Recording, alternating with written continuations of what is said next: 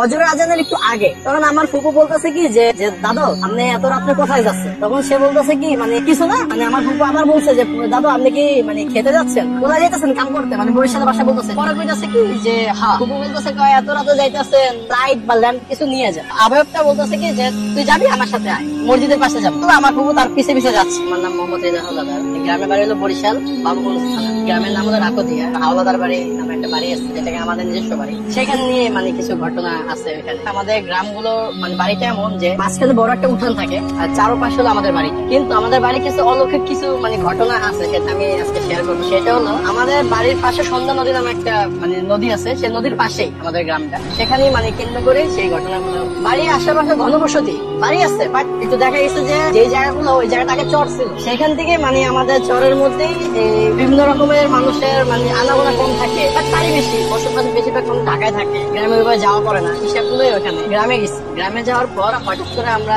মানুষের কিন্তু জুমার নামাজ হয়, জুমার নামাজের পর কিন্তু খুতবা শুরু হয়। খুতবার পর হঠাৎ করে তখন কিন্তু একটা ভর দুপুর একটা আবির্ভাব পড়ে, যে দুপুরবেলা যে মানুষের বেশি কিন্তু নামাজটা কিন্তু দুপুরবেলায় হয়। তখন আমাদের ওই বাড়িতে মানে আমরা সবাই মসজিদে তেমন একটা মানুষ নেই, মানে মসজিদে দেখা গেছে একটা মসজিদে কিন্তু কম ধরনের অল্প কিছু মানুষ থাকে। সব মিলিয়ে মুসল্লি হবে প্রায় 40 জন, মানে সব মসজিদে কিন্তু মসজিদে কেউ বাইরে। মসজিদটা কিন্তু দোচালা টিনের উপর, হঠাৎ টিনের উপরে মানে হুরিশ করে কি যেন একটা পড়লো। মানে সবাই তো তখন মানে সবাই ঘাবড়ে গেছে যে কি হলো এটা, মানে কি পড়ছে, অনেক মানে বিকট শব্দ। এর মধ্যে মানুষ মানে নামাজ শেষ করে সবাই বের হয়ে গিয়ে দেখলো, বাট তখন আর কিছু দেখে নাই। ওই দিনই রাতে যখন রাত আনুমানিক, আমরা তো ঢাকা থেকে গ্রামে তখন বেড়াতে গেছি, তখন রাত আনুমানিক 2টা-3টা, কারণ ঢাকা যখন আমরা থাকি বেসিক্যালি রাত 2টার সময় একটু ঘুমাইতে পারি করে অন্যান্য কিছু করি। রাত 2টার সময় আমরা কি করছি মানে বাইরে আমি আমার চাচাতো ভাই আমার ফুফাতো ভাই যারা আছে সবাই বসে আড্ডা দিতেছে। এর মধ্যে আমরা কি করছি মানে বাইরে থেকে বাসা যখন যাই তখন হঠাৎ করে দেখি একটা মানে গরম বাতাস, মানে সবার মধ্যেই মানে একটা গরম বাতাস লাগে হঠাৎ করে। বাড়িটা এমন জায়গায় ভাই, আর বাড়ির পাশে হলো আমাদের মসজিদ, মসজিদের পাশে হলো আমাদের কবরস্থান। সেই কবরস্থানটা মানে এমন আমার গায়ের পশম খাড়া গেছে নাকি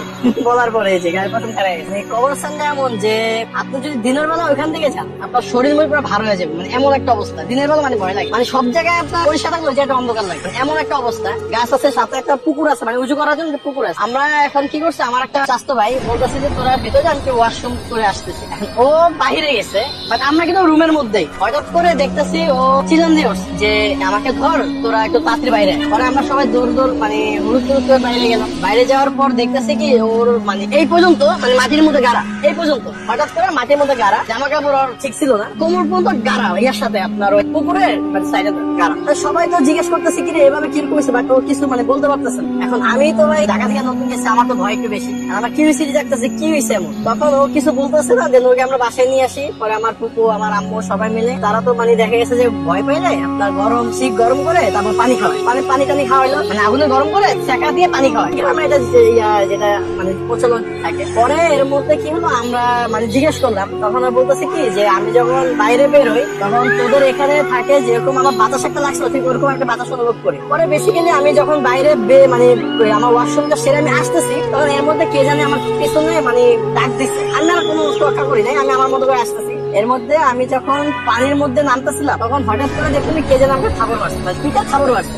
উনি পিছ দিয়ে মানে যে ঘুরে দাঁড়াইছে, এর মধ্যে দেখা গেছে মানে ওরা ওই সময় মাটির নিচে গাড়া শুরু করছিল। এর মধ্যে বেসিক্যালি মানে ডাক দিয়ে আমরা সবাই চলে আসি। পরে আমার ছোট চাচা উনি জিন ছাড়া কাকা রাত্রে সন্ধ্যার পরে মানে পরের দিন ঘরে বসে, মানে ওনার সাথে যেহেতু জিন ছিল ওগুলো ছাড়াই। পরে আমরা সবাই ছিলাম, যেহেতু ওর ওইটা দেখে আমরা ভয় পেয়েছি। পরে এক পর্যায়ে জিজ্ঞেস করলো যে কি সমস্যা হয়েছে। পরে কাকা সবকিছু বললো যে ও যখন ওয়াশরুম করে তখন ওই অলৌকিক জিনিসের উপর গায়ে ও মানে পেশাব করে দেয়, মানে ওরা তখন ওইখানে ছিল, তখন আর বুঝতে পারেনি। এই জন্য ওকে বেসিক্যালি থাপ্পড় মারছে আর ওকে মেরে ফেলছে। এটা হওয়ার পর দেন মানে আমরা সবাই ঢাকা ব্যাক করে ফেলি, কারণ আর ওইখানে পরে ওরে আমার কাকা একটা তাবিজ দিল, মানে বিভিন্ন ইয়া দিল যে আপনার 7 দিন ঘর থেকে বেরোনো এরকম থাকো। ওইখানে মানে বেশ অনেক কিছু মানে অলৌকিক ঘটনা ঘটে। যেমন ঘটনা হলো যে গ্রাম দেশে যে মসজিদ তো বেসিক্যালি থেকে পশ্চিম দিকে মুখ করে থাকে, উত্তর আর দক্ষিণ থেকে মানে কি যেন হেঁটে যায় এরকম একটা শব্দ হয়, জমর জমর করে একটা শব্দ হয়। ঘুমুর পড়লে যেরকম শব্দ হয় না ওরকম শব্দ হয়, মানে উত্তর আর দক্ষিণ থেকে আসে। হঠাৎ করে আমার ফুপু উনি দেখতেছে কি যে একটা লাশ মুঠি বান্ধা, লাশের মাথায় মুঠি বান্ধা থাকে, সেই মুঠি বান্ধা উত্তর আর দক্ষিণ করে মানে শোয়া রাখছে, জ্যান্ত লাশ। হ্যাঁ, চলার পথে মানে শোয়া রাখছে রাস্তা।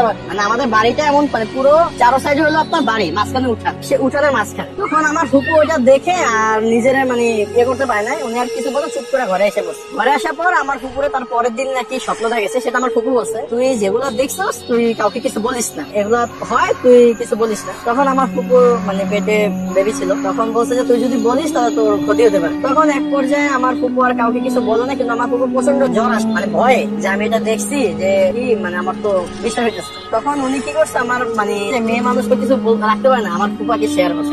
ফুপাকে শেয়ার করার পর এখন ফুপা কি করছে যে থাকি ঠিক আছে তুমি যা বলছো বলছো, আমাকে কাউকে কিছু বললো। ওই দিনই আমার ফুপুর আমার স্বপ্ন দেখাইছে যে তোকে আমি বলতে বারণ করছি, তুই তাহলে বললি কেন? তো বলতে আমি বললি নাই। তখন আমার ফুপু কি করলো যে আমি তো ভয়ে বলে পাই, স্বপ্নের মধ্যে সেটা কথা বলতে বলতেছে যে আমি তো ভয়ে এগুলো বলে ফেলছি, আমি আর এখন বলবো না, মানে কখনো কিছু বলবো না, এই কথা বললো। বলার পর এক পর্যায়ে আচ্ছা ঠিক আছে, মানে উনি স্বপ্নের মধ্যে চলে গেছে। বৃহস্পতিবার দিন রাতে, মানে সম্ভবত আমাবস্যা রাত, মানে গ্রামের যে প্রচলিত হয়, ঢাকা শহরে কিছু বোঝা যায় না, আমাবস্যা রাতে আমার ফুপু যেহেতু প্রেগনেন্ট ছিল, আমার বড় চাচি বলতেছে কি যে তুমি বাইরে বেরোয় না রাত, যেহেতু এখানে সমস্যা থাকে তুমি রাতে বেরোয় না। এখন আমার ফুপুর অনেক ওয়াশরুমের মানে চাপাশে বাইরে যায়, বাইরে যায় দেখে কি যে আমার বড় চাচা আপনার হেঁটে হেঁটে মানে একটা গ্রাম দেশে যে কৃষকরা যে টুপি পরে না, সে টুপি হাতে নিয়ে হেঁটে হেঁটে যাচ্ছে। তখন বাজে আনুমানিক রাত মানে ফজরের আজানের একটু আগে। তখন আমার ফুপু বলতেছে কি যে মানে আমাদের গ্রাম দেশে একটা দাদু বলতো, বড় ভাইকে দাদু বলে, যে দাদু আপনি এত রাত্রে কোথায় যাচ্ছেন, মানে বরিশালের পাশে এত রাত্রে কোথায় যাইতে আছে? তখন সে বলতেছে কি মানে কিছু না, উনি মানে ওনার মতো হাইটে আসতেছে। মানে আমার ফুপু আবার বলছে যে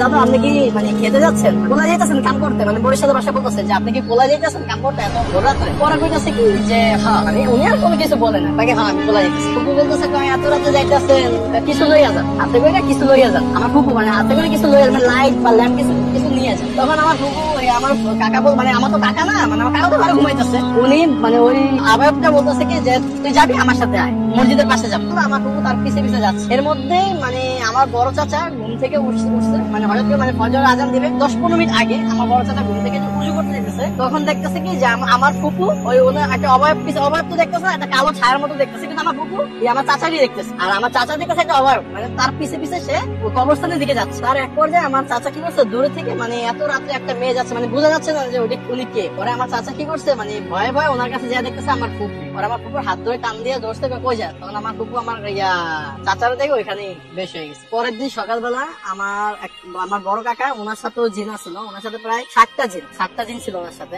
পারে বসার পর ওনাকে জিজ্ঞেস করছিল যে ও তো একটা ভুল করছে, এই জন্য ওরে মাইরা ফেলানোর জন্য কবরস্থানে ওইখানে নিয়ে যেতে দিছিল, কিন্তু তুই এমন টাইমে আজানও দিছে, এর মধ্যে দেখা গেছে যে তোমরা কোনো সমস্যা হয় না। বাট আমার ফুপুর পেটে যে বাচ্চাটা ছিল, বাচ্চাটা মারা গেছে, বাচ্চাটাকে আর বাঁচাতে পারে না।